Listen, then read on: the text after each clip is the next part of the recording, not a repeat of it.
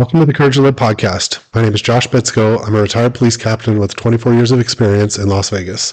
Currently, I travel the country and I teach people about courage, resilience, and leadership. I'm joined with my co-host and wife, Jenna. Hi. So today is a very exciting day.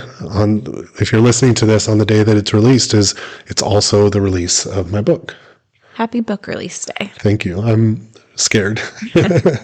And so my book, The Courage to Live, is getting released. We're going to share everything on socials on how you can get it. It'll be, available on Amazon. If you search my name or you search The Courage to Live, you'll find it. But again, I am very excited. Again, I'm also nervous because I put so much of myself into this book. And on this podcast, I'm going to give an overview of what it's about, some of the different stories that I share in there, and kind of my intention behind writing the book. And then at the very end, I'm going to close out with an excerpt from the book that I'm going to read. It's my favorite part of the book. And I think, is it your favorite? It is. It's definitely one of the more emotional parts of the book. But it is, when I wrote it, I was so excited because it was exactly how I felt at multiple times in my life. And every person I've talked to about it felt the same way. And they can completely resonate with it. But before we get to that, so this book is a collection of, there are stories in there. There are stories about, my career and different calls and different experiences. But a big part of it too is I didn't want to just put a book of stories. Like, I wanted to talk about how those events affected me. And I also wanted to talk about how other people going through something similar can then learn to thrive afterwards, rather than make some of the mistakes that I made in my life leading up to my own mental health journey. So let's start with the title. Do you remember how you came to that? I do. So the title of the book is called The Courage to Live. And for me, it was, one of my core values was always courage, right? Like, I've had people ask me, how were you able to do some of the things that you did as a police officer? Like, how were you able to make that hard decision? And it was always hard for me to answer until I applied the value of courage as something that was important to me from a young age. That doesn't mean I always acted in a completely courageous manner. But when faced with two options and one of those required me to be brave through it, I knew that I couldn't not do that option. I couldn't go the other direction. I couldn't run away. But it took me a long time to get there to understand that. And so for me, it does take courage to, breach a door during a mass shooting. It does take courage to go after a murder suspect. But where I was lacking courage in my life was to make the hard changes so I could then experience all these traumatic incidents, like the death of my father, the death of my brother, the active shooters, and the other events that are in the book, and then process through them and still live a life worth living.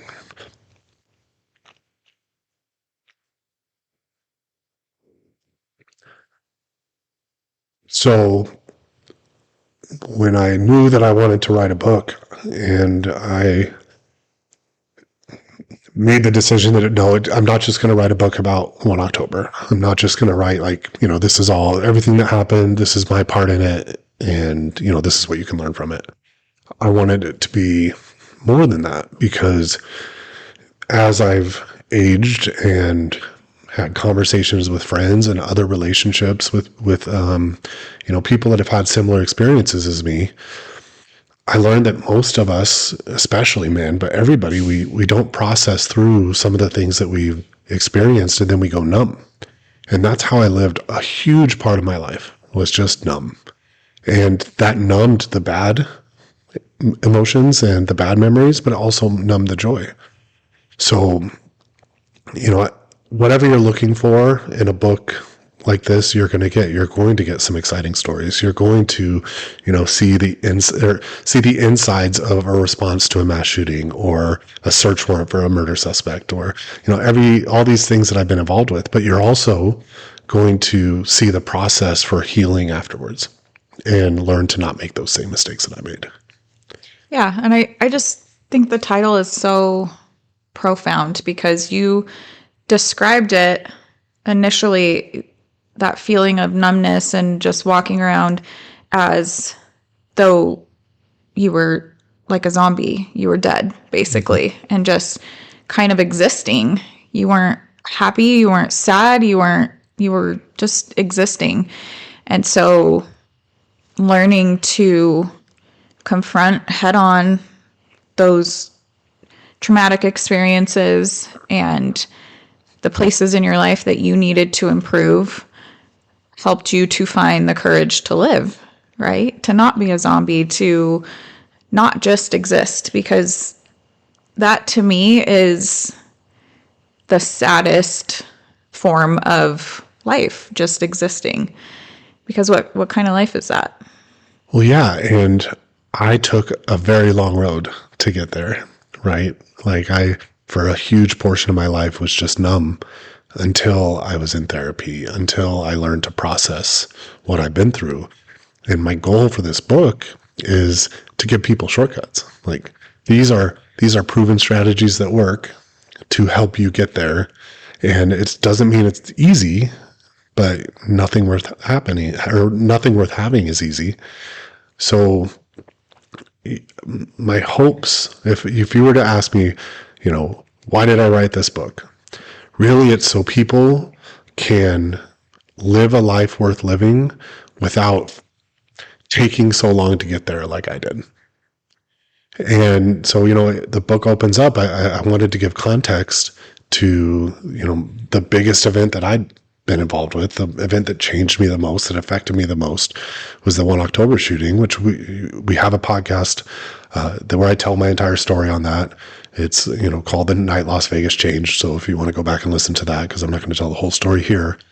But in the book, I give, a breakdown of the event, a timeline of what happened, just factually, like almost that true crime. Like, here's at this minute this happened. This is what the suspect did. Then I tell my story.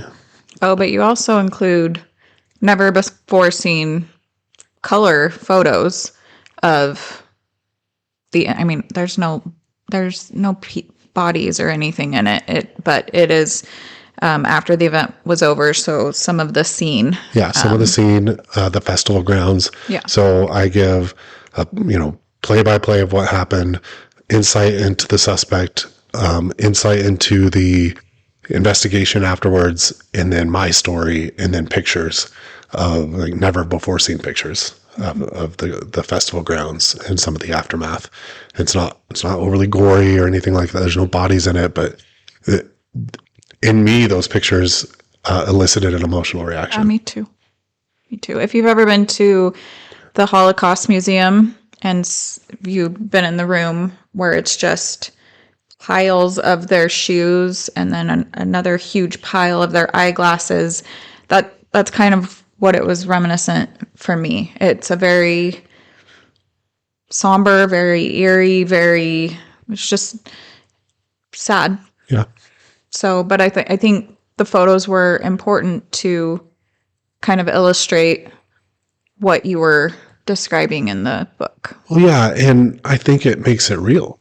Yeah. Right? Like when we have these large scale events, a 9/11 or 1 October or Pulse nightclub, I think sometimes we get lost in the statistics and the shock factor, and sometimes can forget that this was real and there were real victims and real people that were changed for the rest of their lives. Not just the people, we had people killed, but also just everybody that was there that night. They went to a concert one way and they left completely changed. Right. And I know that was my experience too. So obviously that event, it had such a big impact on me, so it had such a big impact on the book. And I talk about lessons learned and how to navigate the fear in the moment, when we're asked to do hard things in life, in business, for first responders, but it's not geared just at first responders. I equate everything that I'm talking about to business and to life, and I give examples. So it definitely shades a lot of the book, but then I also talk about other stories and other things that impacted me. And, I talk about the search warrant with the murder suspect where there was an officer involved shooting. I talk about Loki and give a lot of his story. I talk about how there are mistakes that I made and why I made those mistakes and what I learned from them. And I also delve into some of my personal life and personal losses, with the loss of my father, and how that experience impacted me, because it is universal. As we age, we start losing people that we love around us, and no matter how ready you think you are for something like that, it still just has a profound impact on you. So, there's the stories, the impact on me. I give some methods to regulate emotions in the moment, what we call the Oak method, or Oaks, and how to regulate your emotions to make those difficult decisions when you have to make them. I talk about other processes that we've developed to help people through the chaos and then process them after. And ultimately talk about even therapy and how you can learn to process what you've been through, because it is insanely difficult, but it is so worth it. But also, there's a lot of analogies. There's a lot of just really relatable content for people at any stage of life. And I think that's what I love the most, is that it's not just a true crime book about what happened during 1 October. It's not just a bunch of police stories. It's not just, this is my personal life and what happened to me. You have all those elements, but you also weave in allegories and relatable content and how people can relate all of these things to their real life, no matter what stage they're in. So yes, it relates to business, and you relate it to that, and you relate it to people in relationships and in marriages, and it is just so well put together that I did not feel like I was reading like your biography or something, Well, yeah, nobody wants that. Yeah, well, I've had the experience of teaching adults for decades. And one of the things that I learned through doing that is I can stand up and give the best information that, science-backed, proven, but it doesn't captivate and it doesn't hold the listener, so then they can then apply what you're teaching them. So a big portion of that, which some of the best instructors do, what I learned from other really good instructors, is weaving in storytelling to provide context to what you're teaching. So I took that same approach to the book. As yes, I could sit down and write a bunch of cop stories and people would be entertained, but that wasn't my intention of writing the book. I want people to be entertained by this book. It's because I know the best books that I've read are books where there's stories weaved in throughout, and those lessons that I learned and the processes that I teach, I apply them to a story, so it makes it easier to remember and also easier to read, more fun. Well, so anyone that knows me knows I'm not an animal person, and for all of you out there that are going to say, "Oh, don't trust her, she's not a dog," whatever. I'm not a dog person. But so he has a chapter on his police dog Loki. I've never met this dog. I've heard all of his crazy stories, but the way that you wrote that about Loki, Josh was watching me read the book, or we were working, and I'm reading the book and he's working, and he looks over and I'm just crying, and he's like, "Oh, what part are you at?" And thinking it was going to be a profound some of the things that I talked about later in the book. Just the part about Loki eating a hamburger before you had to put him down. Yeah. I don't know it, but it was so well written that even a person that's not a dog lover is crying about that part about the dog. Yeah. So, okay, I want to ask you, and obviously if you're watching on YouTube, this is a very emotional episode. And it just, I think now that it's done and it's about to be released, it's just, there's a lot of emotions. Like, your heart is out there for everybody to see. And that's that's what this is. This is your heart. And it's on display. And of course, there's going to be people that are critical and tear it apart and whatever. But like, there's just such a level of vulnerability to this. So what would you say is your favorite part of the book? And then I have a follow-up question once you answer that. So for me, like, because I've been so in it so much, it's hard to pick a part that is my favorite. I'll tell you, there's a couple parts that were definitely the most meaningful and caught me by surprise as well.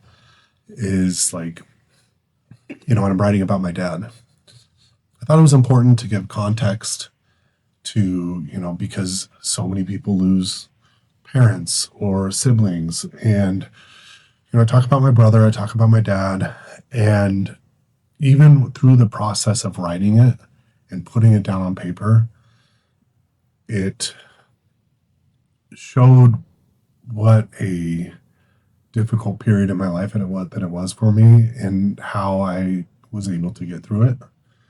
So I think that was probably the most meaningful part of it. That was the part you had the hardest time writing too. I remember you calling me from Costa Rica, and that was when you wrote that part. That was a really hard, that was one of those moments that Kira pulled you aside and said, hey, we need to reset your nervous system. Well, yeah, it's, grief is an interesting thing because, that happened literally 10 years ago, which is wild for me to say out loud. But through the process of healing, that wound never really heals. You at times think about it less often, but when those emotions come up, they impact you just as much. And sometimes, listen, we avoid the hard emotions, right? So, but when I'm sitting down writing it on paper, and I have to be real because I want the people that are reading this book to get the value and impact and say, I felt that too, then I had to be real because people can tell when you're not. Yeah. So I think tapping into that part of me, it was really hard. But afterwards, I called you because I was having, a lot of big emotions about it. But at the same time, it's like I did feel lighter when I came back down because I was able to put that all out on paper. So I'd say that's for sure the most meaningful part for me. And then there's just like little sections that I wrote it. Like, I really like that. Like, I really like parts of it. It made everything else that I do around this better. Like, I wrote this book and then I went and taught a class in Missouri to a bunch of chiefs of police. And I find myself talking about things that were in my book. I don't say that, but just even the class, and I could feel the connection from the audience because of it. So it's just like little parts here. The part that I'm going to read at the end is probably one of my favorites. Mm-hmm. So it is, if you are thinking about writing a book, I would say do it because it can have such a profound impact on you. And I know it did me. Would you say it changed your life?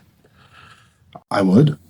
I will say that when you sit down, and especially the way, because you hit the nail on the head, this isn't just a true crime book. This isn't a book of stories or a self-improvement book or a mental health book. It's all of the above. It's a little bit of everything. Yes. And because it was so much of me in that book, that it's almost like journaling. You're not reading a journal. You're not going to read my diary. If you get this book. Dear reader. You're not going to get that. But what you will get is the true and real me, my experiences, and then all the professionals that I've worked with that I brought in, and just it's just real. And I think that's so. Yeah, did it impact me? Absolutely, because it was a transformative experience. Just even going to Costa Rica to write the book, but then having it each step along the way, and like getting my manuscript done, and feeling all the emotions that came with that, and then having seen the cover and sharing that with you, and each part of it is just like it was such an intense experience for me. Well, I think too, people that, especially people that worked with you at Las Vegas Metro, I think if any of them read this book, it will truly be shocking because you were a very polarizing person. Because, I mean, people either loved you or hated you, and there really was no in between. And I personally think that's the only way to be. But you made decisions and you did what was right, and some people have a hard time with that. And so you were very polarizing. And so I think when people that think of you in that light, if they read this book, they will not believe that you wrote it. I'll agree with that. Because it is just such a different side of you than a lot of people get to see. Like this book is, this is you. This is who you are truly at your core. And I think that that's going to shock people, and I think it's going to shake some people's perceptions of you. It's probably going to piss people off. Oh yeah, I'm sure there'll be some of that too. Because it's just so counter to what they think they know about you. Yeah. And so I think putting all of that of me on paper and creating something that I know people that read are going to love, it affects you. And I'm like, today's the day that it launches. I'm in a glass case of emotions. Again, I'm excited, but yeah, I mean, it's just because I've had that experience where somebody that I work with or somebody that I meet and or people I teach the class, and I talk about the things that I've been through, and they're just like shocked that I've had so many large events. I've had so many like critical incidents. And so now to put that all out on paper and then hopefully create something that's also going to help people, it's exciting. Isn't it? And I think it's, the word that comes to mind is beautiful, in the sense of, if people also had any idea of the absolute depths of hell that you have been to, like the fact that you have come out on the other side. I want to one day do an episode on PTSD. I know it's talked about, but there's just so many layers to it. And until you live with or you're close to somebody who has PTSD, you just really have no idea. And so the depths of hell that you have been to, and the fact that you're still here, and the fact that you wrote such a beautiful book, is, it just is a testament to you and the hard work that you've done to get here today. I think you 2 years ago, you a year ago, would never have imagined that this is where you would be today. Yeah, no, not at all. And I'm very impressed, and I'm very, very proud of you. Thank you. Of course. So let's read your favorite. Yeah. Excerpt. Let's do it. So I don't, at the time of this recording, I don't have the actual physical copy of the book, but I have on my phone, as you can see, like pages from the book. So this is chapter 23, Lay Down the Stretcher.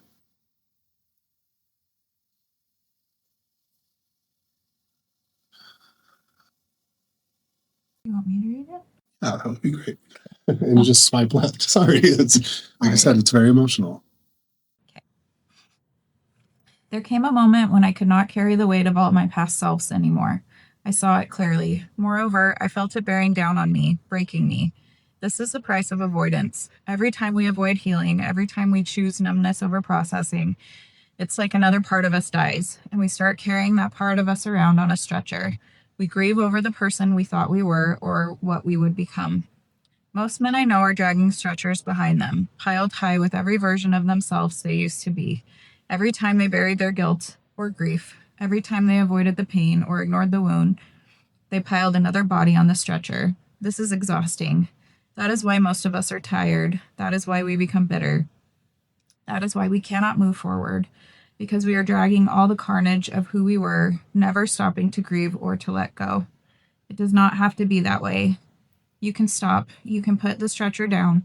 You can lay the old version of you to rest. Every knot you untangle, every memory you face, every therapy session you attend, you're unloading the weight of a dead self.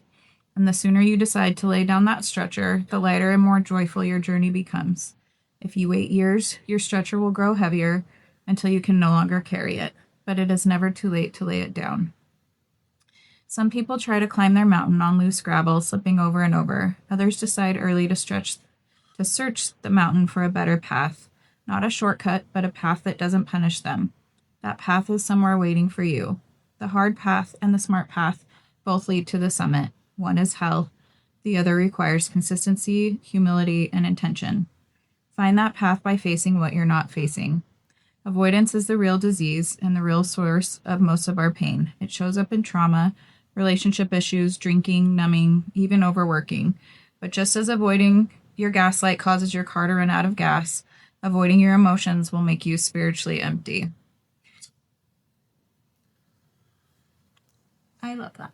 That is my favorite part of the whole book. And I hope when you hear that, I hope that gives you a little glimpse into how relatable this book is for absolutely everybody that picks it up to read it.